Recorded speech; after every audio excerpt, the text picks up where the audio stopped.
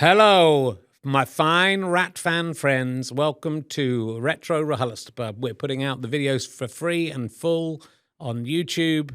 3 years after they were recorded, you can get all the up-to-date ones by becoming a monthly badger at gofasterstripe.com/badges. You can get ad-free podcasts and all sorts of other benefits as well. As I keep on telling you, you don't listen to this bit. I know you don't.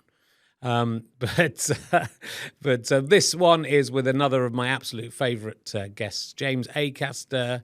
We've had our ups and downs. Sometimes we've upset each other, I think, on this podcast. I'm not sure what happened in this one, whether there was any moments of awkwardness, but he is one of Britain's funniest comedians and a terrific guy. So I love him very much, and it's lovely of him to come from his very successful podcast and help out this mildly, at least long-running podcast. I've got that over him. That's, it's the longer you go on in it, not how much money you make. Anyway, do enjoy these podcasts. Come and see one live, richardherring.com/RHLSTP. Go to gofasterstripe.com. You can become a badger. You can buy my downloads. You can buy books. You can buy emergency questions books and help out conversations and dates and weddings and just Christmases and everything by asking all your friends and families obscene questions. Anyway, hope you enjoy this podcast. Whether you're watching on video for free or listening to the audio with a few ads, thank you very much for your time and effort. Ladies and gentlemen, welcome to the Leicester Square Theatre. Please welcome a man who's been told he'll be sent off if he wears his armband. It's Richard Herring!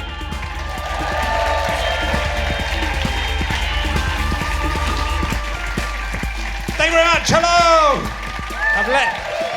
Hey, hello, Leicester Square Theatre. Hello, welcome. Thank you very much. A lovely, much better than last week's audience. Welcome. Keep on getting it wrong. Welcome to Richard Herring's Leicester Square Theatre podcast. I was talking to David Beckham the other day, and he said that the Qatar government has said he's not allowed to say anything at all. But that Victoria calls it RHLSTP. So we'll see if that's gonna catch. Jesus Christ, Qatar! I need a beer if I'm gonna let someone bum me. Come on, what's wrong with you? Don't you know what being a football fan is all about? I'd watch it from home if I didn't want to get drunk and suck someone off. I watched the game this afternoon. England won quite well, 6-2 or something like that. I think that's a good win. Apparently, but controversy over the not wearing their rainbow armbands. They'd have got a yellow card if they'd worn them. I'm split because of course they took the knee beforehand, which is good, but then they didn't do the armband. But if they're allowed to make gestures, but they're not allowed to wear armbands after taking the knee, couldn't they just pretend to wank each other off that way or something like that? Or while one of them's down? Do that. I mean, I would suggest actually wanking each other off, but I wouldn't want the team to start all drowsy and everything. Maybe they could just wank off the subs, and there'd be double subs, wouldn't there? There'd be subs in every. And I wondered about them just wearing the rainbow stuff underneath, like the Nazis in The Eagle Has Landed. That is going to go over the heads of most of my very young audience. Which will be fine until one of the kids falls into the stream and one of the football players has to jump in and gets caught up in the water wheel and mangled. No? Okay, my reference is it's a great film. It's a very good film. Look, we had a fantastic podcast last week that went out last week. This week's podcast is going to go out straight away as well to prove that we only do one a week. People started saying there's two a week. Last week it was Joe Lycett and this week it's going out. So that proves that we only do one a week. Fantastic interview with Joe Lycett. He talked about the whole stunts got played out now. I knew in advance exactly what was going to happen. Been keeping it quiet. And a very moving interview. I don't know if you've heard of it. It was very moving. It covered a lot of stuff. The Birmingham newspapers ran with Joe Lycett says croissants are better in Birmingham than France. That was the big news story. Absolutely unbelievable. So look, let's crack straight on. We've got quite a good guest for once. So Let's see how it goes. He's probably best known for his appearance in 2014 on Big Brother's Bit on the Side. That is why we're here to see him. But what's he done since then? Nothing. Will you please welcome the amazing James Acaster, ladies and gentlemen. James Acaster. From Big Brother's Bit on the Side. Yeah. Oh, yeah. Do you remember Big Brother's Bit on the Side? Dermot O'Leary? I do. Well, it wasn't Dermot O'Leary. wasn't it? It was Emma. What's her name? Oh. Yeah. And I'd said yes to it. I remember thinking, I haven't watched it for years. I haven't watched it since the first one. Yeah. And Nasty I thought Nick. the first one, that was fun. Yeah. And I just didn't feel like watching it again. But I thought Big Brother was pretty cool. And someone asked me to do that. I was like, yeah, it'd be fun. I'll get to watch it again and like, I'll catch up with it and then go on and talk about it. And then I watched it and I was like, oh, it's fucking horrible now. Like, I was like, they're like deliberately manipulating these people and like tricking them into having like full meltdowns, and it's really irresponsible. And I got there, and not normally when you turn up on a TV thing, the first person who meets you is a runner. Someone who, is their job to, take you around, show you where the dressing room is, get you a cup of tea, whatever. Very nice people. I thought that's who I was being met by when I got out of the car. And you can say what you like to runners and chat to them. So they went, did you watch the episode? What did you think? I was like, it's awful, isn't it? It's horrible. Like, what they're doing now is fucked. And, like, they should have a long look at themselves, the people making this show, because I think it's, like, morally absolutely disgusting. And they were like, OK, well, I'm the executive producer, and I'm... Cool. And then they had to they sent someone in to talk to me before just going, all that stuff you said, don't say that on the show. We won't put that in if you say it on the show. So I messed around instead, but I still annoyed them because every time they kept going, like, they said, like, predictions of who's going to win. And I said, Nasty Nick. And they were like, OK. And then I went on to the next person, someone from Atomic Kitten. And then they was saying, like, with each housemate, what's your prediction for each housemate? And going around each three. And every time it came to me, I just said whoever it was going to win. And there was 9 of them or something at that point. So by the time it got to me, she was like, I wonder what this is going to be. I'd build up as if I wasn't going to say it. And they're going to win. And like, no one in the room liked me. That's good. That's the way you have to play it. I did it when Dermot O'Leary hosted it. It was probably quite a long time before 2014. Yeah. But it was quite unusual. It was, usually that before you have the interview, you'll like meet the person who's going to interview and they'll just have a chat through. Yeah. He literally, I went into the studio, he walked in, started the interview and walked out again and didn't talk to me at all before or after. That's exactly the experience I had with the person whose name I don't know. So, Joe, what? I don't deserve to have been met by them. That must be what they do with being Big Brother, just like to psych you out. Yeah. So they don't make friends with you. Really get in your head. I was the first person after Davina McCall to know that Nasty Nick was going to be evicted from the house because I was standing behind Davina McCall at the canteen at LWT.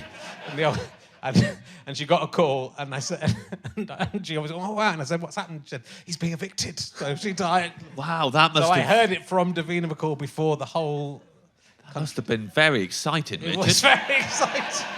I mean, genuinely. It's a piece of history. Yeah. Now it's like if you found out, oh, he's not going to run. Boris isn't running. It's like that. It was absolutely come a long way since. And I met Nasty Nick. I interviewed Nasty Nick about poker on my poker chat show, Poker Zone.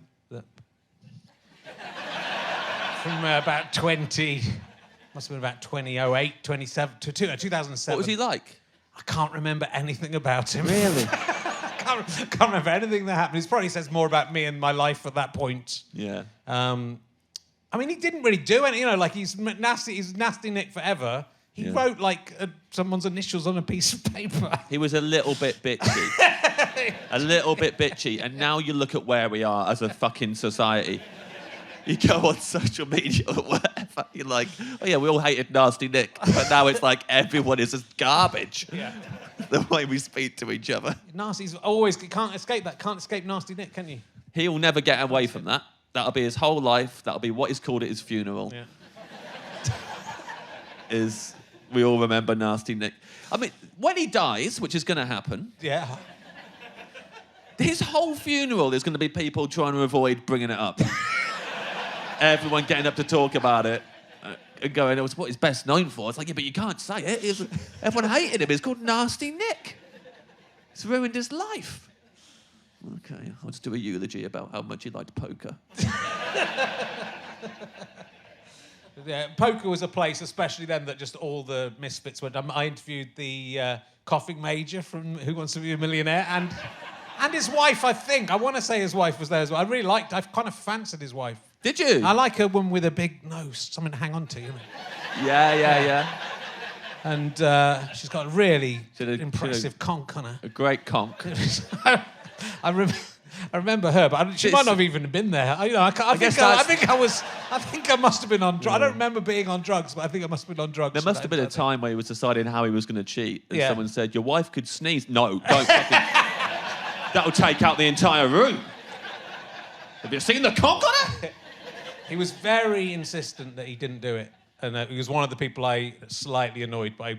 John McCririck, Yeah. I would threaten to walk out because I was saying, you're only pretending to be childish. You know, it's just to get me. He was a real prick. I'm glad he's dead. He was an absolute prick. Anyway, we're not here to talk about me and my... You know, people are sick of hearing about the Poker Zone interview shows. People love that. News to me. I don't know if you can watch them anywhere. I have been reading, and in fact listening mainly, to James Acaster's Guide to Quitting Social Media, which, I mean, I want to say I'm very much enjoying it. Thank you. Before I say everything else I'm going to say. It is an absolute fucking waste of my time. Yeah. I would like you to put that on the front as the quote. Yes. What an absolute fucking waste of I've used the 7 quote- hours of my life. I've used a quote from you before for a book, Yeah. so people should be able to catch up and go, how's Richard Herring feeling about it now? Waste of his time, this one. I have to say, when I was telling you backstage, it's made me laugh an awful lot. I was doing park run on Saturday for the first time in a little while, and I'm not particularly fit at the moment, and I was struggling, and I got to a bit that made me laugh so much that I was aware that I was running amongst lots of other people. I had headphones on. They couldn't see what I was laughing at. So I was trying to run whilst really laughing, painfully laughing, and trying to suppress that laughter, and assuming that everyone around me thought I was about to keel over and die as a result. It was absolutely excruciating. Good advert for the book. Yeah, so see that. I would describe it as a novel about a man who decides to quit social media and retreats into a fancy world of madness. Yeah. Correct. And I think it is a self-help. It's described as a self-help book, and I've looked at the reviews on Amazon. Lots of people love it, I have to say, and I do love it. I think it's fantastic. Quite a few people are quite angry. Yes. More than anything I've ever done, this has made people angry. I didn't expect it to make people angry. I thought I'd make it very clear that it was purely a comedy book and not a real self-help book, or it wouldn't really contain my thoughts and feelings about social media. I'll give it a stupid name that goes on and on forever. I'll dress like an absolute piece of shit on the front cover and do all this and look like, so it can't possibly be serious. And there's a lot of people who are like, wow, this isn't helpful at all. And you're like, oh, I tried to flag it up, but fair enough. I mean, and then there are some people who haven't read it who get angry that how dare this comedian tell us how to live our lives? And you're like, if you read it, there's a whole bit in it where I'm just like talking about a postman pissing into a moat that's got an eel in it, an electric eel, and the current goes up into his pee hole and frazzes his knob. I don't think I'm helping anyone. I'm not telling you how to live your life. It's stupid. It's the ultimate self-help book because you have to help. It doesn't give you any advice. You have to help yourself. Yeah. So if I'll you've make got a that clear. problem with I'll it- make that very clear in the pages. It's very clear. It's sort of, it parodies both people on social media and both people off social media, as well as all literature, I would say. I would say it's a parody of... I'd say it was a parody of the written word. Yeah. But that's fair. I really liked the bit that was really making me laugh today was it's basically about behaving in real life as you would in social media. If there's any satire in it, that's the main. Yeah, that's what it's basically taking the whole thing of like you wouldn't do that in real life. It's taken that to the ultimate degree, and just everything you do on social media. And if you lived your life like that, what your life would be like, and it would be a stressful mess. I very much enjoyed you reviewing things as they would be reviewed on Twitter. So doing it it's in a parish magazine. Yes. But just an actual review. I think I'd like to see this in newspapers. The review just being, oh my God, what's he doing now? So just like as the the whole tweets. thing caps lock as it's going on, just like people tweeting along with TV shows, or just doing TV reviews like that. It's great. And doing it in my mum's church magazine. It's a strong recommend from me. Do listen. I'd say listen to it because it's always great to have James read it to you. It's like a special... More also, nice detail, if you do, I'm going to listen to the audiobook, is that for like the first 2 books I did, plus I did 2 other audiobooks for other things. I did School Nutkin and James the Giant Peach. Okay. Pretty pleased with myself. Coincidentally, the same guy for all 4, working at different publishing houses and everything, but he just happened to be there each time. Right. A guy called Chris. So I worked with him every time, really got on with him. He also like listened to my food podcast, so he knew my sense of humour, so he got the books. This is the first one where it wasn't him, and that guy did not find me funny. And he was on the other side of the glass for the whole... like that, and the amount of the stupid jokes that are so infantile and ridiculous. And I've got to look over at him, and he's like, "You happy with that?" Yep. I did my audiobook first, then I did some extras for my audiobook. And one of the extras in my audiobook was me interviewing the puppet of my right testicle that I do a puppet show with to ask him about his part of the story. Yeah. And I'm very glad I did that last. Because... I had to do it just on my own with the man who'd quite enjoyed the book. Yeah. Just sitting in the studio and he just sitting through the thing and he just came and went, Yeah. As I improvised a conversation with her. Yeah. I mean, to be honest, I was just glad I didn't have this guy for the book where I reviewed albums for an entire book. I don't think he would have liked that at all. Let's see what else I'm going to talk to you about. And that's it. That's the lot. It's all over. Let's mention you've done a Kickstarter, which has already succeeded. So congratulations on that. But tell us about it's still there, and people can still. There's some good rewards and stuff. But you're putting together an audio comedy drama. Audio sitcom. So it's something that we could only do as an audio sitcom. It would only work as that, and had the idea for it years ago, 2014 actually, when I went on Big Brother's Bet on the Side. Yeah.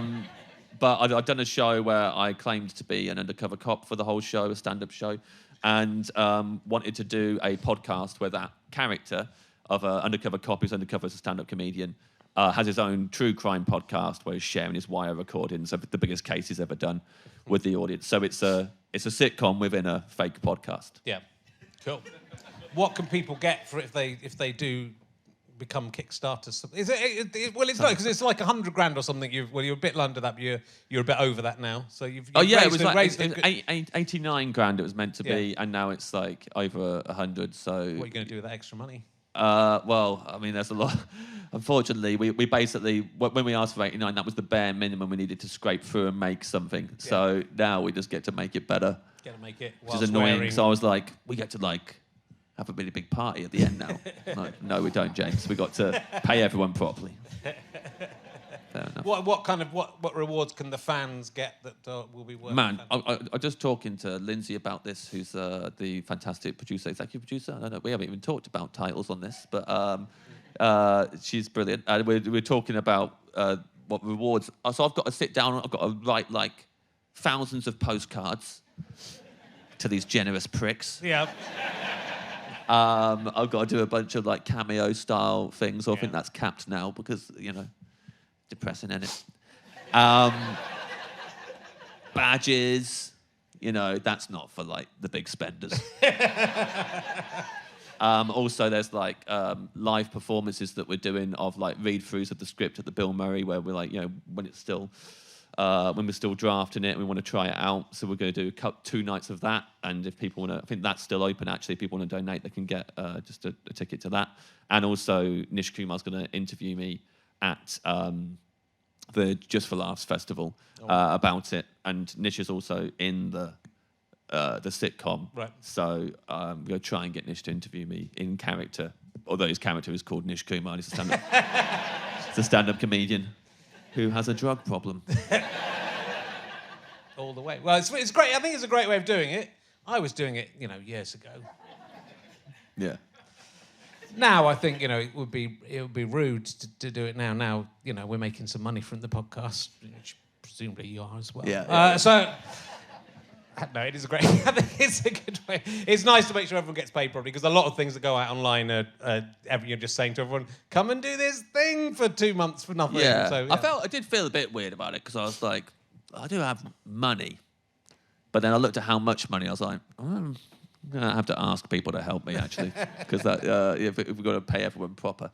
But yeah. Yeah. Well, it's the perennial thing. Like we've started not putting the videos of this out for free. Which we did for a long time. So there's hundreds of free videos that cost us quite a lot of money to make, but luckily people donated to. But you'll still occasionally get people going, what happened to the free videos? If you can get them for 62p each, yeah. If you do this, no way. But I'll never donate to Wikipedia. No. I did it once. Yeah, I've done it twice. Did it once, I'll do it, and then they get worse. If you donate, they're like, hey, we remember you delved in your... You donated once, so that you'll do it again, right? It's like, motherfucker, I thought that you would not do it. I thought you'd leave me alone after this. I've given you some money, now just continue to tell me facts. Yeah. They should put in there how much it is to never get contacted again. Yeah. Here's the amount and we'll leave you alone forever. Yeah. Great, there you go, have it, whatever it is. That's good. Can't remember how much I gave them the first time. Good. Well, everyone should go. Can we? It's on James. Acaster.com. .com. There's a link to it. Yeah. Also, if you just go on Kickstarter and put in my name, it'll be the first thing that comes up. The podcast is called Springleaf, and it'll be out in 20. I mean, it's definitely going to happen now. So it'll be out. It's definitely going to happen. I'm already writing it. I'm loving writing it. Very excited about it, and I mean, it's going to be all I'm doing for the next few months now. I'm kind of just trying to make it the main thing. Great. And you're back doing stand-up. There was some sort of discussion that you might not do stand-up again? Or well, there wasn't really. I mean, there was like some things where during lockdown, obviously all of us would get asked, every comedian would be asked, like, how are you coping not doing stand-up at the minute? And I'd just honestly be like, I really like it. I really like not doing it. Feels quite good. And they're like, will you do it again when it opens up? I was like, at the minute, I'd gladly not do it again. But I'd always say, but I might change my mind on that and I might do it in another 2 weeks. I might want to do stand-up. Yeah. But obviously, they'll cut that bit out of the interview and just be like, he's talking about quitting. He says he's quit. So then when I started doing stand-up again this year, a lot of comics would come up to me and go, hey, heard you've come out of retirement. I was like, don't tell people that, because it makes me look like a prick. If I'm like, oh yeah, I retired. When? 2020. I came back. 2022, I came back. I was in retirement for a while, but now I'm out of retirement. So I didn't really. I was just like, I needed time away from it, and that coincided with a global pandemic. So it worked out very nicely. Pretty lucky. And you've just been in America doing. Were you doing new stuff, or were you doing the? Yeah, new stuff. Yeah. So the show's called Heckler's Welcome, and they're told they're allowed to do whatever they want. Okay. That's the show. And I've got an hour and a half of material that is all about why I'm asking them to do this and why I've decided that. But the top of the show is just that they're allowed to heckle, they're allowed to talk amongst themselves, be on their phones, go to the bar, go to the toilet. I won't go, where are you going? If they stand up. Sometimes I don't heckle at all. Sometimes the whole show, I'll get destroyed. Yeah. And it depends. That's an interesting way to go, because it seemed, certainly last time I spoke to you, you seemed annoyed by people wrecking your shows by shouting stuff out. Yeah, I was really annoyed about it, really hated it, and that's why I didn't want to do it anymore. Yeah. I was like, I don't want to go on stage anymore, because every time I work really, really hard on a show for ages and ages and ages, and all the work in progress crowds are brilliant, because they're there, they love to see the process, and they want to see you making stand-up comedy, so they're great. And then you take it on tour, and it's a fucking nightmare. And it's just people shouting out poppadoms or bread repeatedly, just like over everything. Doesn't matter what you're talking about having suicidal thoughts, and they're like, cheese board! Yeah, cheese board! Right, great. And you go, I really worked hard on this show, and I seem to have worked hard on it to perform it to the worst people I could perform it to. And, that tour was quite long. And by the end, I was like, I'm just sick of it. I'm sick of, like, going out there for 2 hours a night, doing a show I've worked really, really hard on. And people heckle me, people talk amongst themselves. Always there's some people with their phones on, just looking at their phone. You can see it lit up while you're on stage doing a bit, and you're like, oh, this makes me feel like shit. And also, I would not keep any of those thoughts in my head. So pretty much most comics I know hate all of that stuff, and it ruins it for them. Yeah. But they don't all on stage go, do you know what? You're not probably the shittest crowd I've ever fucking performed to. So I would do that every third gig if I was lucky. And just tell them they were a shit crowd, and tell them this gig is rubbish, and single out individuals and be like, get off your fucking phone, and and it would be horrible. And I'd come off feeling even worse, and mainly beat myself up about it, and be like, oh, why just go on and just do the show? Why do you focus on all the people who aren't behaving? Most of them are there to see it, want to see a good show. They've paid money to see you. So I'd really give myself a hard time. And at the end of the tour, because every single tour that I've ever done, at the start, I'd be like, right, this is the tour where you don't do any of that. You don't tell them off. You don't do that. Here we go. And then I'd do it within the first month of like a, 6-month tour. And then you're like, right, well, we're fucked now. And that's going to be the whole thing. And I got to the end of the 2019 one and was like, this is never going to stop. They're always going to keep heckling you. They're always going to keep talking while you're on. They're always going to keep being on their phones. They're always going to keep showing up late and being like cocky pricks when you ask them where they were. It's the whole thing's not going to feel nice. So you either quit or you figure out how to deal with this, because they're not going to stop. Yeah. And to kind of constantly think that they have to change when they are everyone in the world is unreasonable. And you just have to accept, every now and again, I will get an audience that is the audience that I always think to myself, I hope I perform to that audience. Sometimes that will happen. And the times where it doesn't, you just have to accept that that's what's going on that night, and you're there for work and you're getting paid, and just do it. So, because all the things I was scared of were all of those things. So it was like, let's do a show where they're allowed to do it all, and you tell them they're allowed to do it all, and let's see if that makes you feel better. I didn't know if it would or not. And just pretty much straight away, it just felt better. Right. Because I'd say they're allowed to do it, so then it's like they're not being dicks then. Yeah. Because they were allowed to. So when they do it, it's like, and some of them I talk to, some of them I ignore. They're told that at the top, that if I ignore you, it's not because I don't like your heckle, and if I don't like you, it's just because doing something else at the time, I didn't respond to you. Most of the time it is. If it's poppadoms or bread or something, there's no point responding to that. There's no funny thing to riff out of it, so you just ignore that and carry on. But it just didn't feel anymore like they were being, I don't know, they were being dicks, because you made the rules that they were allowed to do that. And, yeah, it's an interesting way to go. I sort of find it interesting that it's obviously like it's a result of success, really, because for me, the people who come and see my show, this is why I'm not successful. Once you get to a certain level of success, a different audience comes, right? People who come to my gigs just like my stuff and don't generally shout out. Sure. We'd have a new catchphrase that the audience can shout out. I think we can do it now if you want. There you go. So that might start happening and ruining the show.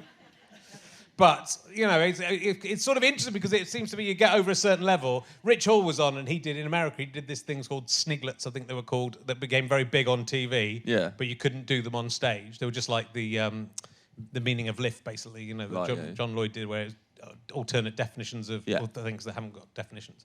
And he would go to gigs and everyone would just shout, do sniglets at him, and he couldn't do them, and it just ruined every gig. Yeah. So he moved to England, moved to the UK where no one knew about it, but your stuff is sort of world, because of the podcast, the success of Off Menu, it's a worldwide success, right? So you're still getting that. You've just been in America and people are shouting. Yeah, well, out in America, they know Off Menu, they know the Netflix shows, and they know Taskmaster. Right.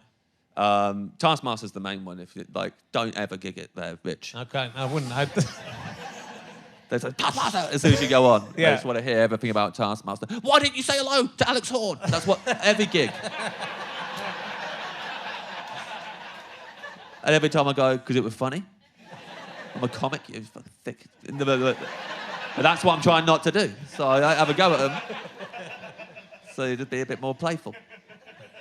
But yeah, they want to know that. But yeah, so there's a bit of that sometimes. But, is the Taskmaster just online though in America, or is it I don't on know. TV? I think it is. I mean, I didn't ask them because I didn't want to talk any more about Taskmaster.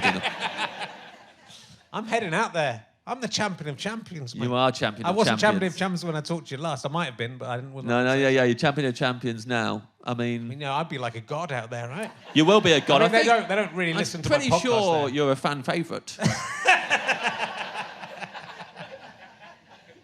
I did it with one ball. That's the thing. That's why that should have turned them round.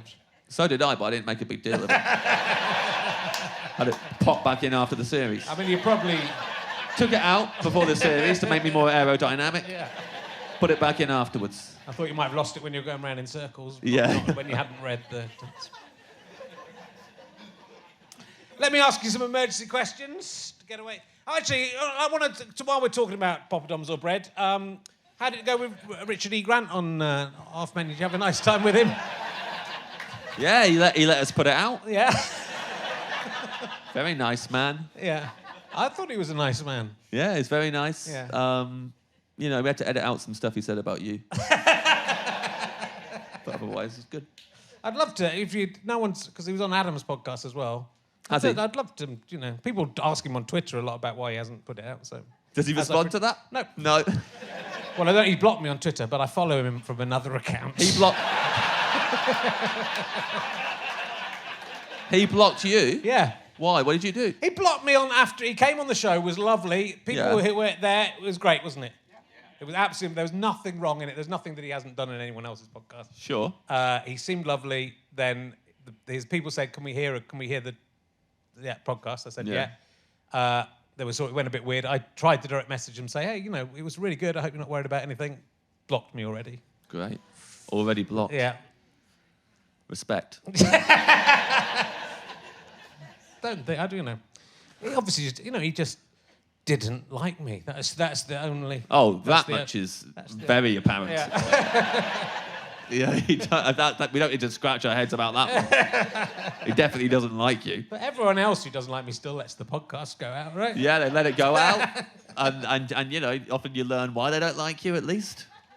Right, I'm going to ask you some emergency questions, but I'm glad it all worked out for you. This is a food-based one for you, because you like food, don't you? I do. What's the worst cheese that you'd still be prepared to eat?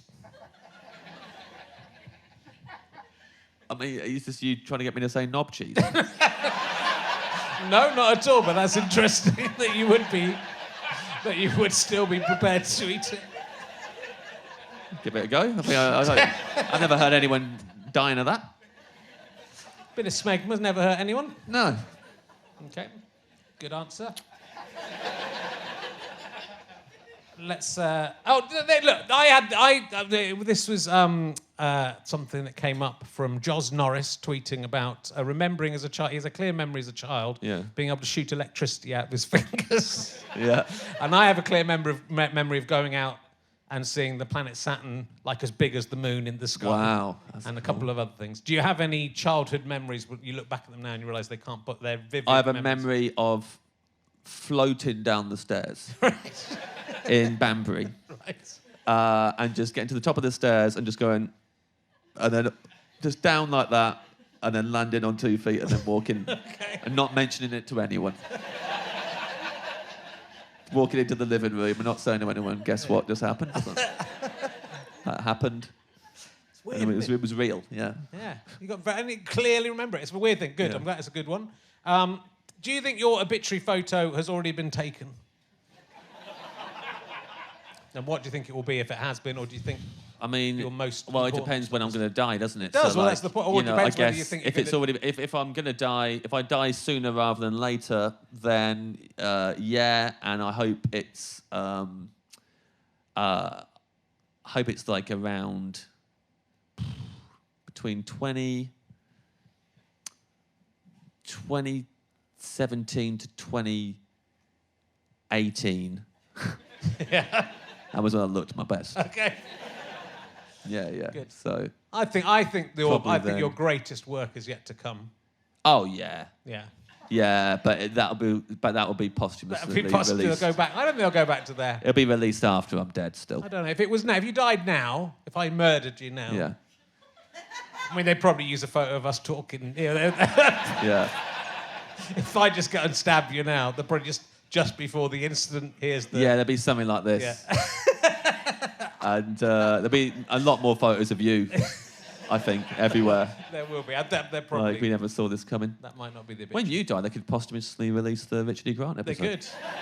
Well, definitely when he dies. When he dies, it's coming out Fingers crossed he immediately. goes first. I mean, he's moved agents. I reckon I could put it out. You reckon? We signed Talk to the new agent? We signed a contract. He's gone to a different agent. I don't think the agent he's left will make us uphold the contract. There's legal loopholes, isn't there? Of like, you could, I think, go around with it like on headphones and play it to people individually. Okay.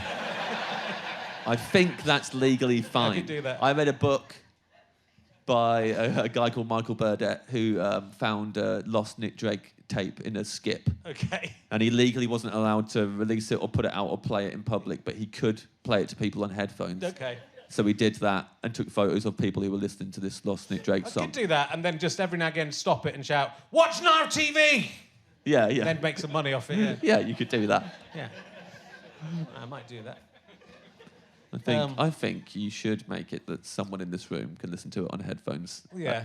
Well, I thought of getting just Limmy, who's also fallen out with Richard E. Grant, but does an impression of Richard E. Grant. Does he? I could just write the whole thing down and we could just recreate it.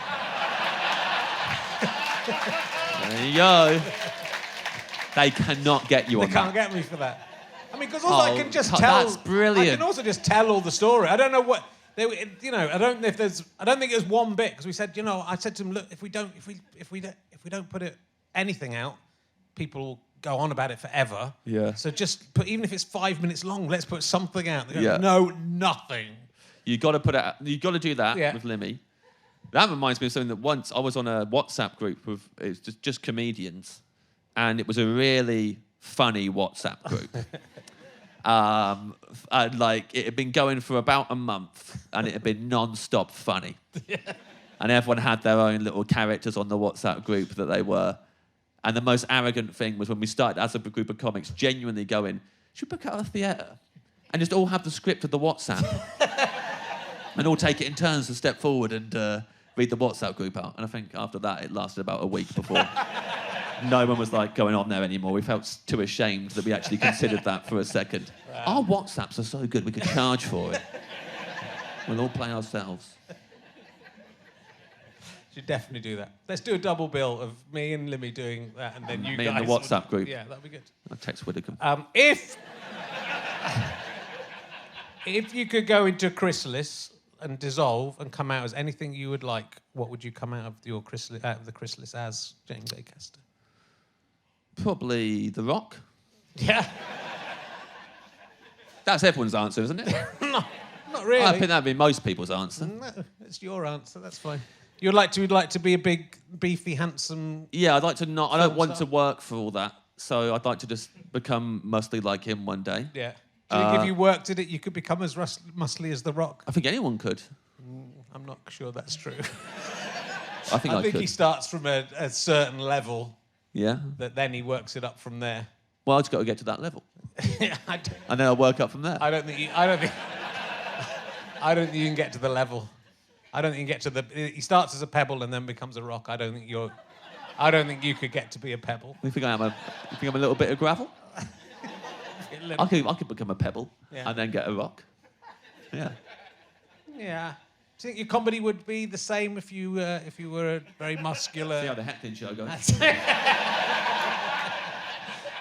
That might change things. That might. Yeah. If you just killed a few people, Yeah. first couple of people rip their done. head off, and then the others go, okay, Okay. we better shut up. He killed him. Shut up and listen. Not heckle him. Who is the most right-wing person you've ever been sexually attracted to? I don't know if I've asked you that. Right wing. Right wing, yeah. I've been into both Priti Patel and Suala Braverman, but only when they've been Home Secretary and been saying they want to deport people. The minute they've lost their jobs, not interested. Not interested at all. Suella Braverman lost a job, not interested. Next week got it back again, interested again. Really? Yeah. That's very interesting. Yeah. Do you go to a therapy? No. No? You want to bring that up to someone? The most right-wing person. There was a photo of Princess Anne when she was younger. She was fit. She was fit, and I don't think I can say that a princess isn't that right wing, but she's very nice. I think by default, all of them are right-wing. I think out of all, I don't think you can be in the royal family I mean, I know and be left. I think it's impossible. I know we're comparing. I think if you were left-wing and you were in that fucking family and you continued to be in that family, you can't be left-wing and be in that family. She's nice though. I mean, but it is comparative to her siblings, but she Yeah, is nice. But fucking, I would hope so.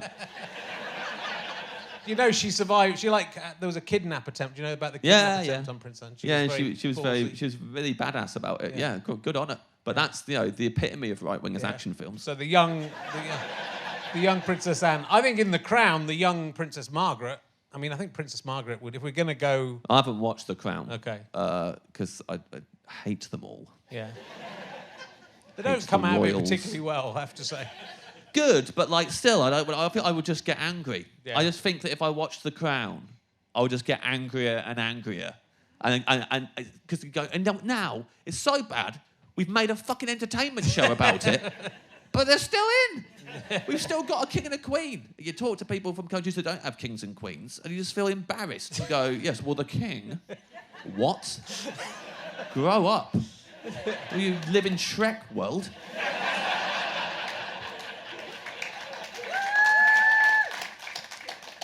I was annoyed that they had a whole episode about Michael Fagan, who was the guy who broke into the Buckingham Palace and sat on the end of the Queen's bed. Good and on. I'd heard that he wanked in her ear. And nobody else has heard. About No that. one else has heard. No one else has heard this story apart from me and some kids at Fairlands Middle School. But they didn't. I thought The Crown. This is going to put the record straight. Yeah. They chickened out. Didn't do it. They made him a very relatable and nice figure. in my Really? opinion, yeah. Well, It's a good episode, but, imagine if it just at the end he'd wanked in the Queen's ear. Yeah, that would have been great. Actually, maybe I'll watch that episode. Yeah. Watch The Young Princess Margaret. Yeah? Yeah.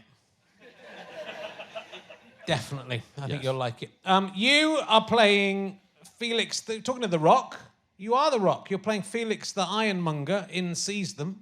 That's true. Yeah, is it a cartoon or are you being an ironmonger? Live action, I'm an ironmonger. They went to you for the ironmonger? Yeah, they know when they want a good munging. I was the ironmonger. I was there for an afternoon. Yeah. That's how I like to do it. Yeah. Turn up. Everyone else is like, they're just slightly frayed at the edges and they want to go home. And you turn up in Wales and they put grease all over your face. And then you just do the same scene over and over again for 2 hours and then go home. That's nice. Yeah, really fun. Is that coming out soon? Is it out? I have no idea. Okay. I have no idea when it's coming out. I'll hold my hands up here. I don't know what the rest of the film is about. All I knew was that Lolly was in it. I was like, yeah, cool, you get to hang out with Lolly for a day. So I said yes. Yeah. Got to chat to Nick Frost for a little bit. That's why Nick Frost gets all the roles that I would get if Nick Frost wasn't there. I think that's what they said, was that you were second choice. Whenever I've auditioned for anything, Nick Frost has got the part, is all I'm going to say. Yeah, sure. Well, I'm not saying everything he's done I would have got. No, what of his parts do you think you wouldn't have got? Most Maybe. of them, because Yeah. he's still alive, but For how long? That's my question. Be quite good if it was you in Shaun of the Dead, though, because Yeah, that'd be good. you probably wouldn't have improvised the N-word. That's true. People don't like talking about that with Shaun of the Dead. It's an absolute classic. I love it. That one bit, you go, oh, let's sort that out now, shall we? Let's go back and take that bit out. And they go, it was improvised. Well, that's worse.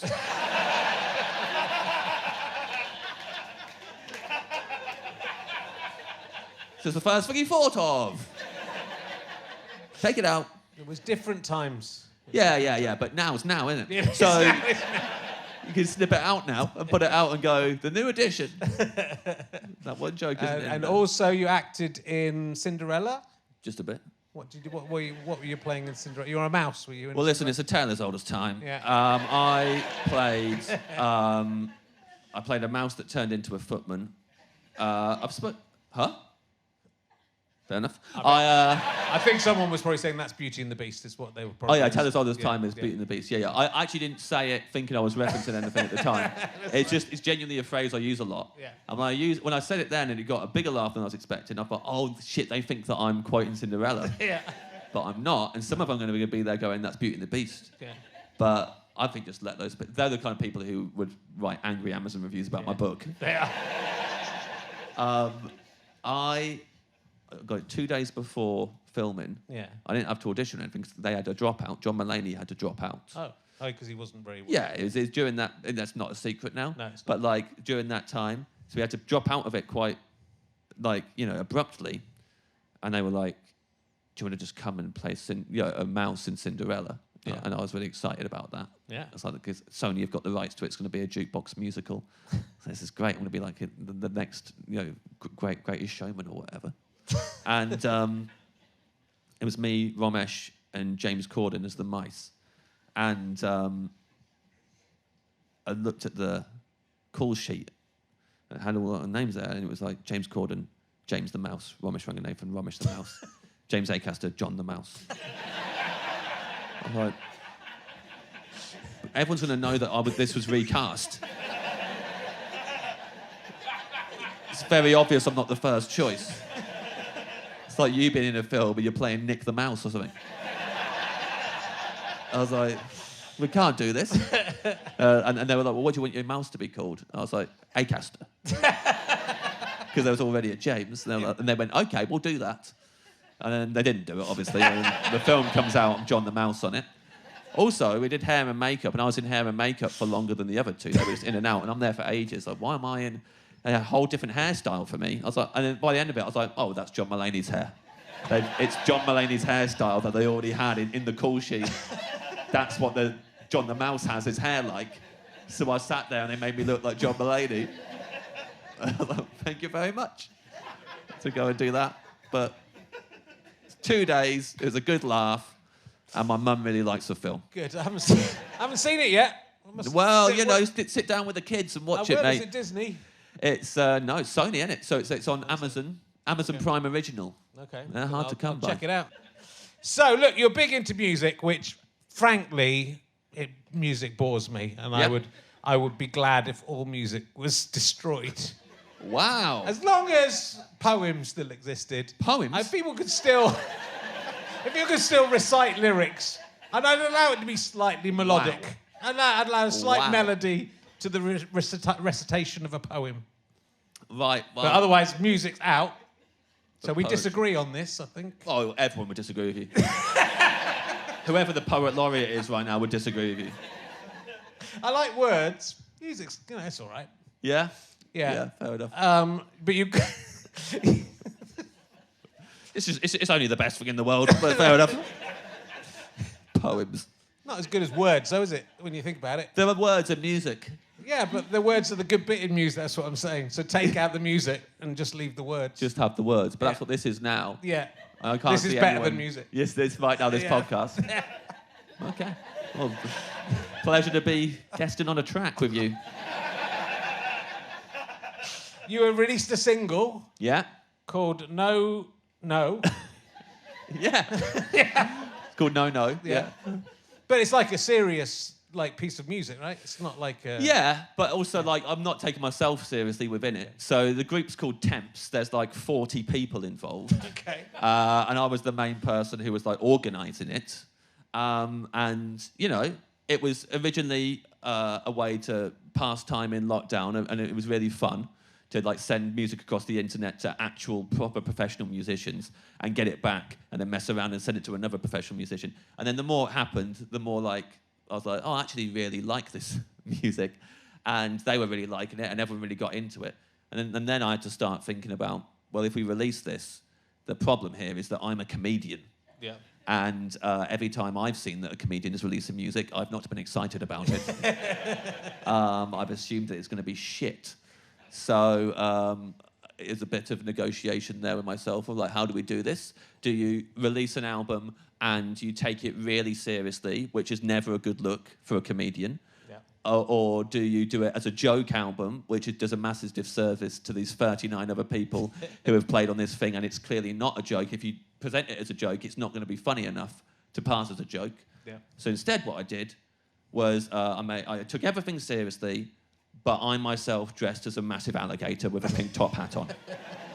And I'm like, right, there's my part within that, Yeah. is that I'm a party gator, and everyone else still gets to be musicians. And I'm really happy with where it's ended up now. It kind of, you just try not to be funny and not to be serious, and just let it be what it is. And I mean, in all seriousness, I've never been more proud of anything I've ever done. Right. Like, this album is like the thing I'm most proud of ever. But I don't expect that. I don't know how it's going to be received by people at all, because we saw how me writing a comedy book got received. People weren't expecting that from me, apparently. So doing an experimental music project might be a bit jarring to people, but yeah, I loved it. It's good. I think it's, it is that I as a comedy fan, and I remember when I was a kid, I always thought it was just weird if people went, even doing a comedy, I think there was people did sort of comedy music things, but you could see they really loved doing the music, and they weren't really good enough to do the music, right? Yeah. So and that there's loads of great musical comedians that I love, like Tim Minchin and Bill Bailey, who are absolutely fantastic. But they're so it's not. I suppose it's just when someone who's a comedian sort of gravitate. You feel they would rather be a musician than a comedian. I think being a comedian is much better than a musician for the reasons I've given you just previously. About my feelings about music. Yeah. Being a musician is better. But, I mean, crucially, I'm not singing. No. On this. Okay. Which I think is the main thing. When you tell people so when you're a comedian and you go, I'm doing a music project, I was like, oh, fuck. If he's singing on this, if it's like him and an acoustic guitar and he's singing about being in lockdown or something, like, this is going to be awful. And then it's like, no, don't worry, I'm not singing. I play drums on it, and I've produced all the tracks, but everything else is played by people whose job it is to be musicians, and they've actually put effort into it, and that they want to do it. It's not a joke to them. So it's like, it's not like, that's why the group's called Temps, because it's not James Acaster doing music. So something I'm involved with, and I've done the bulk of the organisation for it, and I've produced it, but like, it's not like, this is my thing. I'm the face of it because I'm the one who's happy to do all the promo. Yeah. And you were in bands before you were a comedian. I was, to be fair. Yeah. But, hopefully it'll just speak for itself and that'll be it. Yeah. But, I know that currently you're all thinking it's going to be shit. What's it called? Temps. What's the album? Is the album called? The album isn't out yet. Our album comes out in the spring, and I don't think I'm allowed to say the name yet. Okay. Got a fucking label involved, mate. I've got you here, and people have started fucking heckling my show. Started asking their own questions. Like feels good. But the track's your own question. I asked the fucking questions in this, David Frew. Just because I know your name doesn't mean you can ask what the... Being a comedian's better than being a musician, definitely. The best job in the world. It was just easier. It's easy to be a comedian. Was it easier? Yeah, it was easier to be a comic, so I did it. It's interesting that you've done your show about your book and your BBC Sound Show about 2016 being the greatest year for music, but it feels to be like you came back to music in 2016 Yeah. partly, right? So you Yeah. hadn't really listened to much. Yes. Do you think psychologically there's something that was going on in your life in 2016 that made music more important to you, so that's why you feel this? Because it's clearly nonsense that 1 year's better than that. It's all just bang, Yeah, I bang, mean, bang, isn't it? The whole... I mean, the whole book and the whole podcast that I did about 2016 being the greatest year for music of all time Yeah. all starts with, I had a breakdown, Yeah. But and so this is why. But So, so music's like, but that's where music's fantastic. Yeah, but it's subjective, isn't it? So the reason why I've always said it's the greatest year for music of all time is because my favourite type of music fans to wind up are the ones who think there's a definite, Yeah. these are the best albums, this is the best year, blah, blah, blah. So when you say 2016 is the greatest year, they all go, 1971!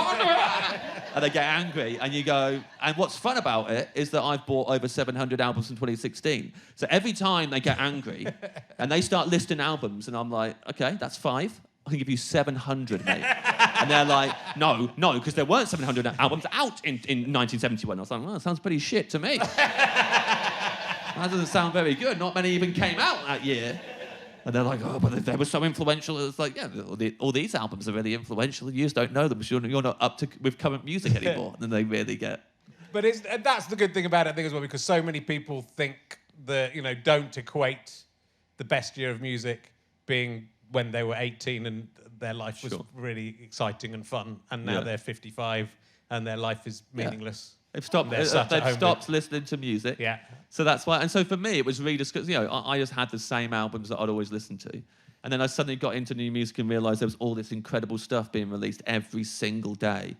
And I just wasn't aware of it. And actually, it's all incredibly exciting because it's moving things forward right now. And it's new sounds right now. And this is great. And it's really funny when you talk to someone who just wants to listen to the music that they listened to in their 20s, and that's it. And they try and argue you on it. Like, their argument holds any water whatsoever.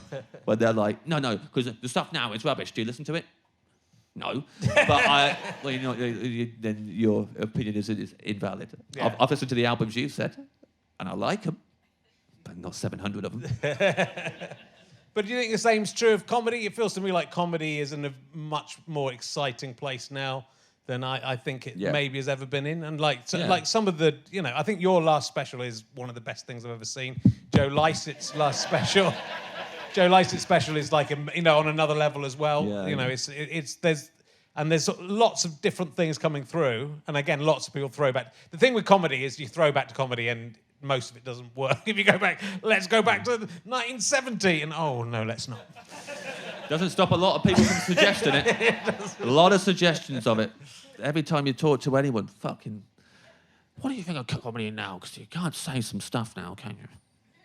Actually, you can say more than you used to be able to, because more people are allowed to do it. No, but yeah. Well, you're the start of your show where you take the piss out of the guys who say, who say the unsayable and talk about. Yeah, that hasn't backfired. You would think it would do something to stop that happening. It's kind of such a recognisable trope. Yeah. You'd think those guys would go, oh, fuck, we are a bit embarrassing, let's not. I feel like an idiot for doing that bit. Do you? Yeah. All I've done is promote Gervais. That's all I've done.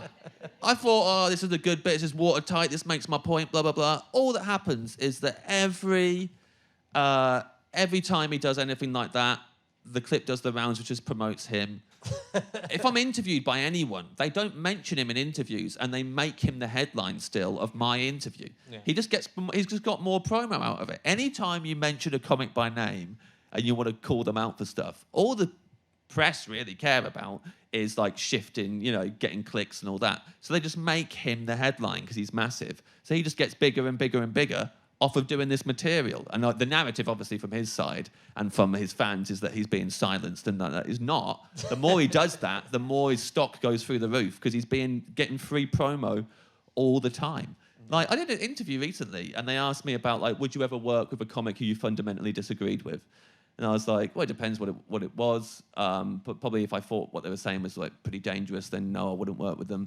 But yeah, if I just disagreed politically or whatever with someone, I probably would still work with them. That was it. the headline was James Acaster and why he would never work with Ricky Gervais.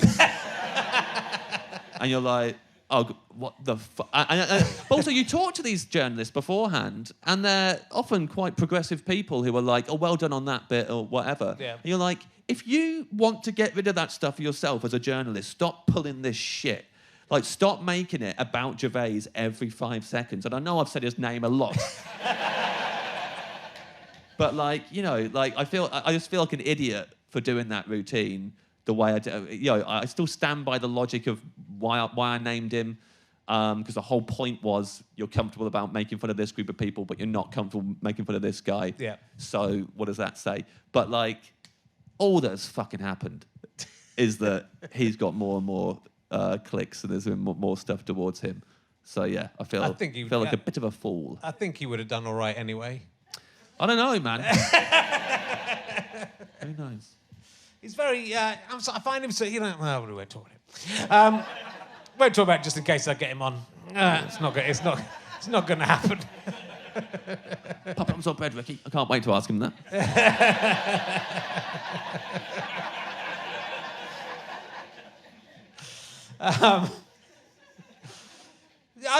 We ever talked about your... We're going to wrap up soon, but have we ever talked about your you being a Christian child? A Christian boy? Yeah. I don't know if we have talked about it. No, it's quite... Because I was brought up as a Christian as well. Yeah. And I think maybe you're... It sounds like maybe you're more so than... Or your family was more so than mine. Was it quite serious for your family? Maybe it was like a, you know, like a community centre church with no particular denomination, right. Rock band, cool vicar with one thumb in the pocket, just like, you know, doing a sermon, everything's groovy. And but, you know, there were definitely like downsides to the church that I wasn't like aware of as a kid, and then when I grew up I kind of saw them a bit more. And yeah, it's mad. Like definitely I would say I've always said my parents are really good examples of people with faith, and they're very like, they don't judge other people, they adapt and change their beliefs as they go on as well, and are progressive. And so they've always like, being raised by them was great, and like really like I think just had a lot of positive effects on me. But being raised in the church, in a C of E school, even in the Scouts, which is like even weirder in terms of Christian stuff, I think that like took a lot of like flushing that out my system. Yeah. And obviously just all the cliched stuff everyone goes on about, feeling guilty about everything, thinking everything's your fault about stuff. Like a lot of that. I talk about it a bit. What point did you start questioning? Because I remember questioning it quite early. Oh, I questioned it early, but I really stuck with it, trying to convince myself.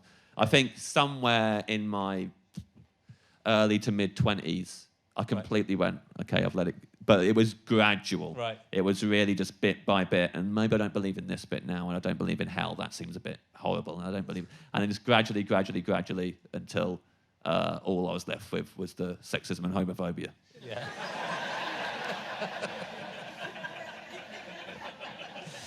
Yeah, because it wasn't a groovy church we went to. It was a kind of C of E, kind of quite old-fashioned. Yeah. So and similarly, my parents. So I think both. I've tried to.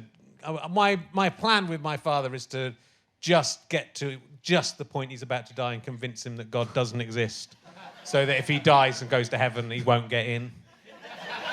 Even though he's lived a perfect Christian life. That's a good prank. So I'm trying to convince them. I think my mum is less into it now than she was. Well, I think anyone who's they're very good people. You know, they are very good people. Yeah, I think most people who are proper devout Christians, in the sense that they really commit to the whole just literal thing. If there's a heaven and a hell, they're fucked because they're not good people, and that will be funny. Yeah. So that's the only reason I would hope there's a heaven and a hell, is that anyone who lived by the letter to the book and is like uses it as an excuse for being homophobic, for being sexist, or being judgmental and all kinds of shit.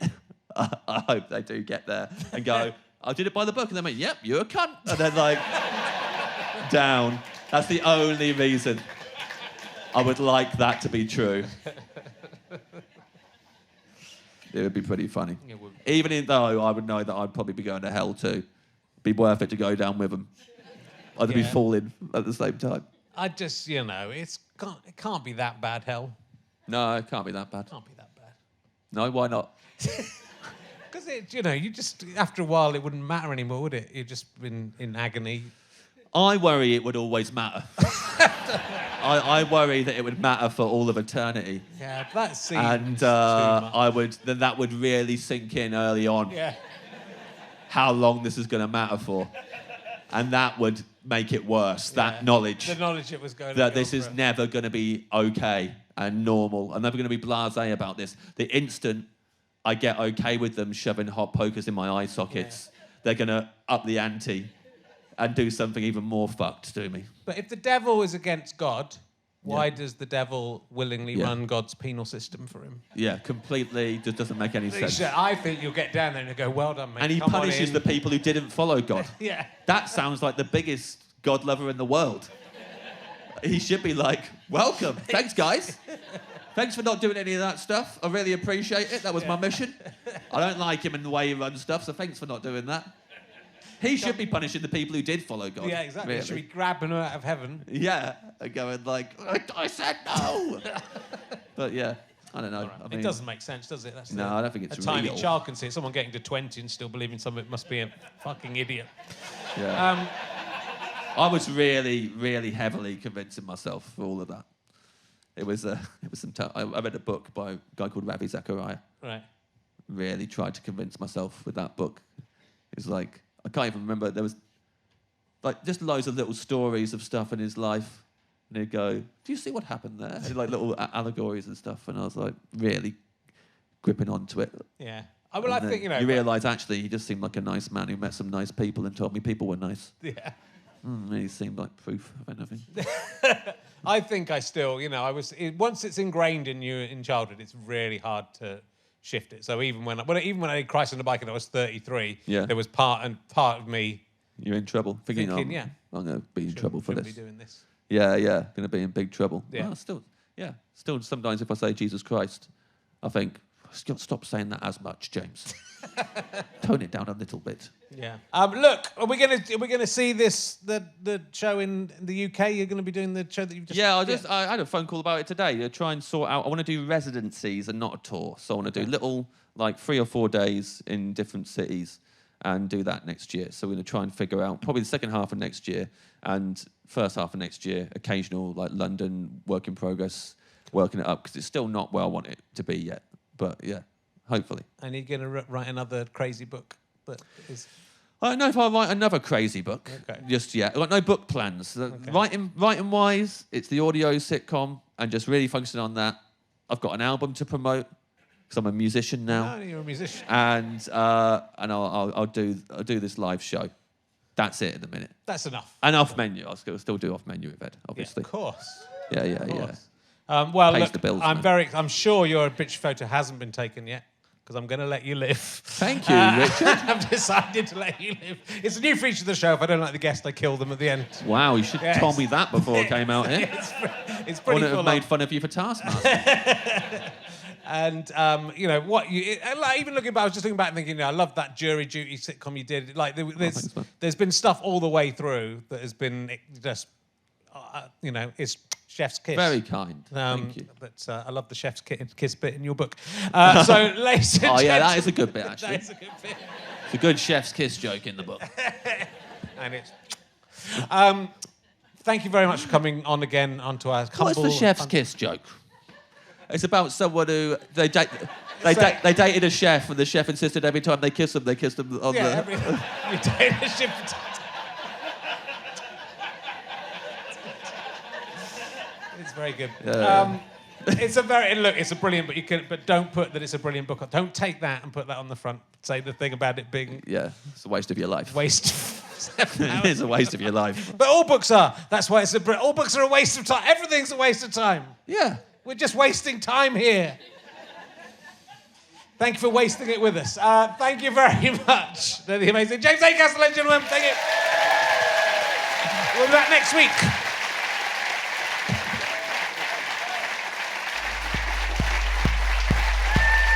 You have been listening to RHLSTP with me, Richard Herring, and my guest, James Acaster.